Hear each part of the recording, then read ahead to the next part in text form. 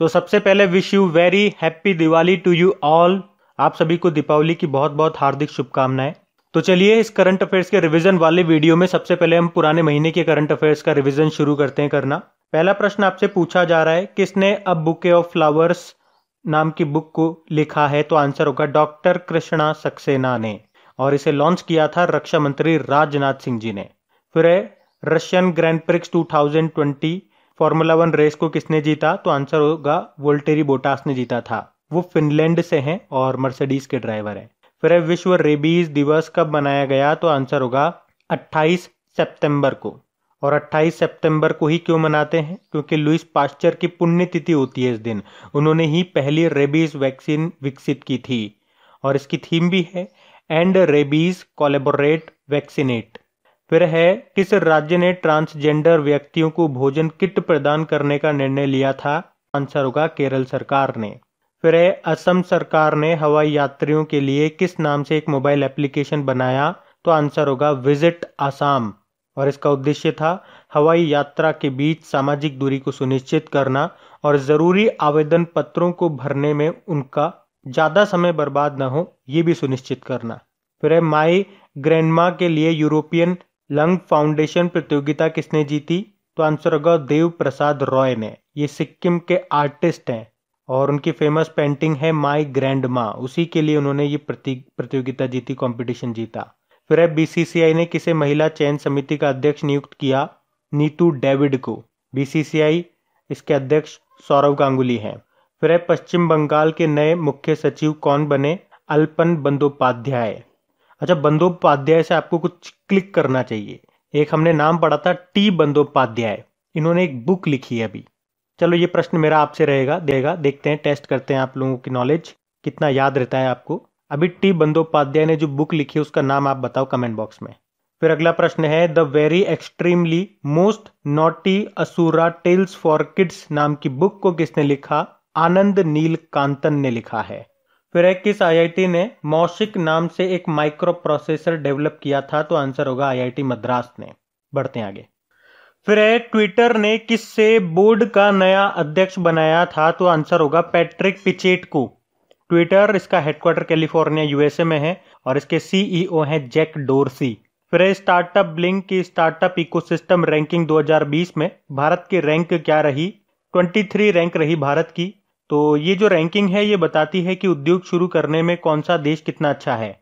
फिर है Moody's investors service ने भारत की संप्रभु रेटिंग सॉवरेन रेटिंग को घटाकर कितना कर दिया? तो आंसर होगा Baa3। तो इससे ये पता चलता है कि कौन सा देश लिया गया उधार समय पर चुकाएगा या नहीं चुकाएगा इस रेटिंग से। फिर है किसे बाफ्ता का नया अध्यक्ष नियुक्त किया गया? तो आंसर होगा कृष्णेंदु मजूमदार को। बाफ्ता मतलब British academy of film and television arts. फिर है विदेशी नागरिकों के कौशल मानचित्रण के लिए कौन सी योजना शुरू की गई? तो आंसर होगा स्वदेश। स्वदेश की फुल फॉर्म हो जाती है यहाँ पे skilled workers arrival database for employment support. फिर है नेशनल फर्टिलाइजर्स लिमिटेड का सीएमडी किसे नियुक्त किया गया? तो आंसर होगा वीरेंद्र नाथ दत्त को, वीएन दत्त। और ये नेशनल फर्टिलाइजर्स लिमिटेड का हेडक्वार्टर नोएडा यूपी में है। फिर है लक्ष्मी विलास बैंक के सीईओ का कार्यकाल अभी 6 महीने के लिए बढ़ाया गया है, उनका नाम क्या है? सुब्रमण्यम सुंदर। लक्ष्मी विलास बैंक का हेडक्वार्टर चेन्नई में है। फिर है सीआईआई यानी कि कॉन्फेडरेशन ऑफ इंडियन इंडस्ट्री के अध्यक्ष कौन बन गए? तो आंसर होगा उदय कोटक। ये ऑलरेडी कोटक महिंद्रा बैंक के एमडी सीईओ हैं और अभी सीआईआई के भी अध्यक्ष बनाया गया है इनको। फिर किस मंत्रालय ने 1 year of Modi 2.0 E booklet को रिलीज किया? तो आंसर होगा हमारे सूचना मंत्रालय ने, जिसके मंत्री हैं प्रकाश जावड़ेकर। फिर है किस तूफान ने मध्य अमेरिका में तबाही मचाई थी? तो आंसर होगा अमांडा। बढ़ते हैं आगे। तो चलिए कल के करंट अफेयर्स को भी हम लोग रिवाइज करते हैं। पहला प्रश्न आपसे पूछा जा रहा है विश्व निमोनिया दिवस कब मनाया गया? तो आंसर होगा 12 नवंबर को। और 12 नवंबर को एक और डे मनाया था हमने, लोक सेवा प्रसारण दिवस, पब्लिक सर्विस ब्रॉडकास्टिंग डे। फिर इंटरनेशनल टेबल टेनिस फेडरेशन, जिसका हेडक्वार्टर मिलेगा आपको लाउजेन स्विट्जरलैंड में। तो अभी आईटीटीएफ महिला विश्व कप का खिताब किसने जीता? तो आंसर होगा चेन मेंग ने। ये चाइना की टेनिस प्लेयर हैं, नंबर 1 टेनिस प्लेयर है ये। और टेनिस प्लेयर से 2 नाम मैंने आपको और याद कराए थे, पोलोमी घटक जो कि इन्होंने रिटायरमेंट की घोषणा कर दी थी, और मणिका बत्रा राजीव गांधी खेल रत्न पुरस्कार मिला इनको। फिर है किसने माझी भीत बुक को रिलीज किया, तो आंसर होगा भगत सिंह कोश्यारी जो कि महाराष्ट्र के गवर्नर हैं, और इस बुक को लिखा है राजेंद्र दर्डा ने। फिर है फॉरेस्ट स्टाफ के लिए कोविड-19 के खिलाफ बीमा कवर प्रदान करने वाला पूर्वोत्तर का पहला टाइगर रिजर्व कौन सा बना, तो आंसर होगा पक्के टाइगर रिजर्व, अरुणाचल प्रदेश का ही है। फिर है एमएसएमई के तहत रोजगार प्रदान करने के मामले में कौन टॉप पे रहा लॉकडाउन के समय, तो आंसर होगा महाराष्ट्र। फिर है दुनिया का सबसे बड़ा खिलौना संग्रहालय ये बनाया जाएगा कहाँ पे, ये बनेगा गुजरात में। फिर है किसने आत्मनिर्भर भारत रोजगार योजना को शुरू किया, तो आंसर होगा निर्मला सीतारमण जी ने, जो कि फाइनेंस मिनिस्टर है हमारी। ये योजना चलेगी अगले साल 30 जून तक। फिर है किस मंत्रालय ने लोकल फॉर दिवाली अभियान शुरू किया, वस्त्र मंत्रालय ने, जिसकी मंत्री स्मृति ईरानी है। फिर है भारतीय नौसेना ने किस नाम से 5वीं स्कॉर्पियन श्रेणी की पनडुब्बी यानी कि सबमरीन को लॉन्च किया, तो आंसर होगा आईएनएस वागीर। इसे मुंबई के मचगांव डॉक पर लॉन्च किया गया था। फिर है किस बैंक ने स्मॉल एंड मीडियम एंटरप्राइजेस के लिए स्मार्ट हब मर्चेंट सॉल्यूशन 3.0 को लॉन्च किया, तो आंसर होगा एचडीएफसी बैंक ने, जिसका हेडक्वार्टर मुंबई में है और एमडी सीईओ शशिधर जगदीशन है। फिर है दूसरे विश्व स्वास्थ्य एक्सपो का उद्घाटन कहाँ पे किया गया, अभी वुहान चाइना में। फिर है एम सीरियस इनोवेशन प्रोग्राम 3.0 भारत और किस देश के छात्रों के लिए शुरू किया गया, तो आंसर होगा रशिया। बढ़ते आगे, तो स्टैटिक क्वेश्चंस की बात करेंगे तो पहला प्रश्न है डीआरडीओ का स्थापना वर्ष आपसे पूछा जा रहा है 1958। वैसे नासा का स्थापना भी 1958 में हुआ था। डीआरडीओ मतलब होता है defence research and development organisation.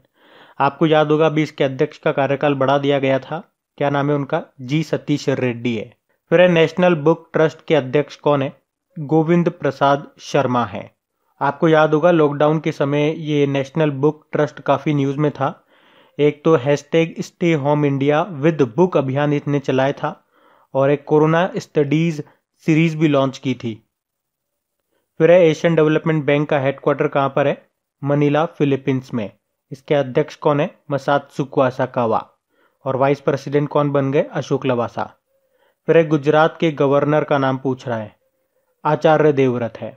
मुख्यमंत्री तो गुजरात के विजय रूपाणी हैं और कैपिटल गांधीनगर हो गई।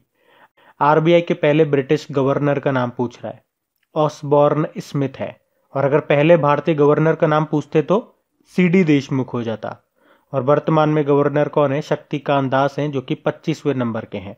फिर है 2019 का राजीव गांधी खेल रत्न पुरस्कार 2019 का पूछ रहे हैं, दीपा मलिक को और बजरंग पूनिया को मिला था, और अब तो 2020 के भी मिल चुके हैं। चलो मुझे बताओ कमेंट बॉक्स में 2020 में किन 5 खिलाड़ियों को राजीव गांधी खेल रत्न पुरस्कार मिला है। देखते हैं आपको पांचों के पांचों याद है या नहीं है, और उनके खेल वो किस खेल से संबंध रखते हैं वो भी लिखना। फिर है वर्ल्ड एथलेटिक्स का हेडक्वार्टर कहाँ पर है, मोनाको में है। देखो वर्ल्ड एथलेटिक्स का पुराना नाम क्या है, अब इसका नाम चेंज हो गया था पिछले साल। इसका पुराना नाम है international association of athletics federation. इसके अध्यक्ष हैं सेबेस्टियन कोई। फिर है अरुणाचल प्रदेश की कैपिटल क्या है, ईटानगर है। पेमा खांडू यहाँ के मुख्यमंत्री हैं और गवर्नर हैं बीडी मिश्रा। फिर है स्पेन, स्पेन की कैपिटल क्या है, मैड्रिड है, मैड्रिड। और मैड्रिड में ही वर्ल्ड टूरिज्म ऑर्गेनाइजेशन का हेडक्वार्टर है। और राफेल नडाल जो टेनिस प्लेयर हैं वो स्पेन से ही हैं वैसे, और स्पेन के प्रधानमंत्री हैं पेड्रो संचेज। फिर है नागालैंड की कैपिटल कोहिमा है। नेफ्यू रियो यहाँ के मुख्यमंत्री हैं और आर.एन. रवि गवर्नर हैं। बढ़ते हैं आगे, तो इंपॉर्टेंट डेज की बात करेंगे तो पहला प्रश्न है राष्ट्रीय हथकरघा दिवस कब मनाया गया, तो आंसर होगा 7 अगस्त को। फिर है वर्ल्ड बायोफ्यूल डे, जैव ईंधन दिवस, ये हमने 10 अगस्त को मनाया है। वैसे 10 अगस्त को अंतर्राष्ट्रीय शेर दिवस के रूप में भी मनाते हैं। और अगर मैं आपसे पूछूं जैव ईंधन नीति को लागू करने वाला पहला राज्य कौन सा था, तो अब तो आपको सबको याद होगा, राजस्थान था। फिर है विश्व मानवतावादी दिवस, वर्ल्ड ह्यूमैनिटेरियन डे, 19 अगस्त को मनाया गया। एक ह्यूमन राइट डे भी होता है वैसे, जो हम 10 दिसंबर को मनाते हैं। फिर है इंटरनेशनल सीनियर सिटीजन डे। देखो इंटरनेशनल सीनियर सिटीजन डे तो हम 21 अगस्त को मनाते हैं, और एक होता है international day of older person, ये हम 1 अक्टूबर को मनाते हैं। वैसे 1 अक्टूबर को वर्ल्ड वेजिटेरियन डे भी होता है। और वर्ल्ड वेगन डे कब होता है? 1 नवंबर को। तो इस तरह से चीज़ों को लिंक कर करके याद रखो। फिर है नेशनल स्पोर्ट्स डे 29 अगस्त को मनाते हैं, और एक इंटरनेशनल स्पोर्ट्स डे होता है वो 6 अप्रैल को मनाते हैं। फिर है वर्ल्ड फोटोग्राफी डे 19 अगस्त को मनाया हमने वर्ल्ड फोटोग्राफी डे। फिर है इंटरनेशनल यूथ डे, ध्यान से सुनना, इंटरनेशनल यूथ डे पूछा जा रहा है, 12 अगस्त को मनाते हैं, और इसकी थीम क्या थी? Transforming education. बाकी नेशनल यूथ डे तो आप जानते ही हो, स्वामी विवेकानंद जी के जन्मदिन को मनाते हैं, यानी कि 12 जनवरी। फिर है विश्व हाथी दिवस, ये हमने मनाया 12 अगस्त को। और हाथी किन किन राज्यों का स्टेट एनिमल है? केरल का है, कर्नाटक का है और झारखंड का है। फिर है विश्व आदिवासी दिवस, वर्ल्ड ट्राइबल डे, 9 अगस्त को मनाया हमने। फिर है वर्ल्ड हेल्थ डे, ये हमने मनाया 7 अप्रैल को। तो गाइज ये था आज का हमारा करंट अफेयर्स का रिवीजन वाला वीडियो। अगर वीडियो अच्छा लगता है तो अपने दोस्तों के साथ में इसे शेयर जरूर करना, और वीडियो को लाइक करना मत भूलना। और लास्ट में एक बार फिर से आप सभी को wish you very happy Diwali.